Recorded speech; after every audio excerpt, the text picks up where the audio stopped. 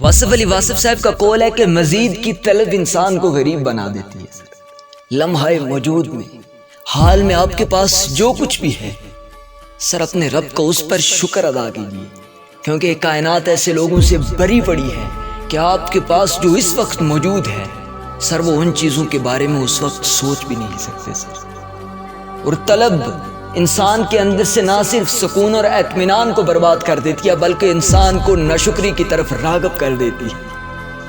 اور یاد رکھیے گا کہ شکر اس اعلیٰ چیز کا نام ہے کہ یہ نہ صرف انعامات خداوندی میں اضافے کا باعث بنتا ہے بلکہ انسان کو درجہ کمال پر فائز کر کے خدا کی رضا میں راضی کر لیتا ہے۔ اس لیے ہمیشہ اپنے رب کا شکر ادا کیجیے، اور جس وقت بھی کسی چیز کی ضرورت پڑے تو سر کاسا لے کے اس رب العزت کی بارگاہ میں جائیے، کیونکہ اگر انسان کسی اعلیٰ ظرف اور کسی سخاوت والے شخص کے پاس جائے نا جس کے اندر سخاوت کا عمل ہو تو سر جب بھی اس کے پاس کوئی کاسا لے کے جاتا ہے تو اسے خالی واپس لوٹاتے ہوئے اسے شرم آتی ہے۔ سر وہ تو رب ہے جو کہتا ہے میں اپنے بندے سے 70 ماؤں سے بھی زیادہ پیار کرتا ہوں۔ جب ایک انسان اس کا بندہ اس کے سامنے کاسا لے کر جاتا ہے سر وہ رب بھی اپنے بندے کو کبھی خالی ہاتھ واپس نہیں کرتا۔ آج ہم دنیا سے مانگ سکتے ہیں، اپنے رب سے نہیں مانگ سکتے سر۔ اور لکھا جاتا ہے کہ ایک دفعہ ایک بادشاہ ایک جنگل کی طرف روانہ ہو جاتا ہے۔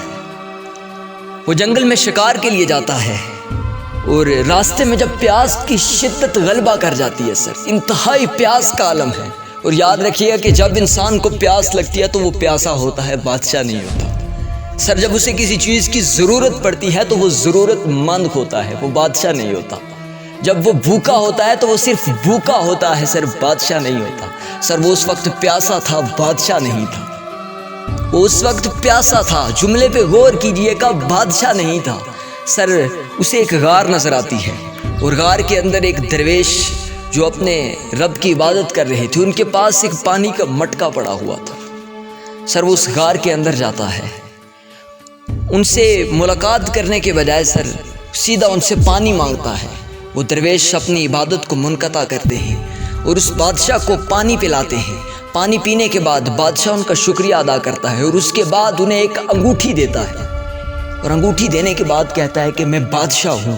وہ درویش کہتے ہیں کہ آپ کی تشریف آوری کا شکریہ کہ آپ نے بندہ ناچیز کو اپنی اطاعت کا شرف بخشا۔ وہ بادشاہ اسے انگوٹھی دے کر کہتے ہیں کہ آپ کو جب بھی کسی چیز کی ضرورت پڑے تو آپ میرے محل میں آئیے گا۔ جب آپ یہ انگوٹھی دکھائیں گے تو میرے دربان آپ کو نہیں روکیں گے بلکہ آپ کو راستہ دے دیں گے، مجھ تک پہنچنے تک رسائی دے دیں گے۔ اور ایک دن ان درویشوں کو کسی چیز کی ضرورت پڑتی ہے، وہ بادشاہ کی دربار کی طرف روانہ ہوتے ہیں۔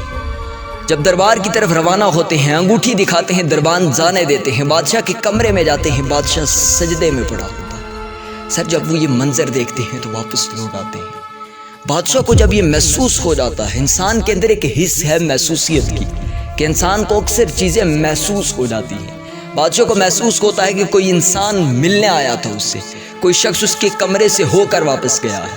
بادشاہ اسی وقت اپنی عبادت کو منقطع کر کے ان درویشوں کے پیچھے آتا ہے، اور جب درویش کے چہرے کو دیکھتا ہے تو پہچان لیتا ہے اور کہتا ہے جی جناب کیسے آیا آپ؟ تو وہ درویش کہتے ہیں آیا تو کسی طلب کو لے کر تھا، لیکن آپ کو سجدے میں پڑا دیکھ کر میں واپس جا رہا ہوں، کیونکہ آپ بھی کسی سے مانگ رہے ہیں، آپ بھی کسی کے محتاج ہیں۔ تو جو خود محتاج ہو اس سے کوئی انسان کیسے مانگ سکتا ہے؟ اس وقت اس بادشاہ کو یہ بتا دیا تھا کہ جب بھی مانگنا، جب بھی کاسا لے کے انسان جائے تو اپنے رب کے سامنے جائے، کیونکہ وہ رب اگر دے دے تو کبھی بھی اپنا احسان جتلاتا نہیں ہے سر۔ اور جب کوئی انسان اس کا سچے دل سے شکر ادا کرنا شروع کر دے تو سر انعاماتی خداوندی کی بارش اس انسان پر کر دیتا ہے۔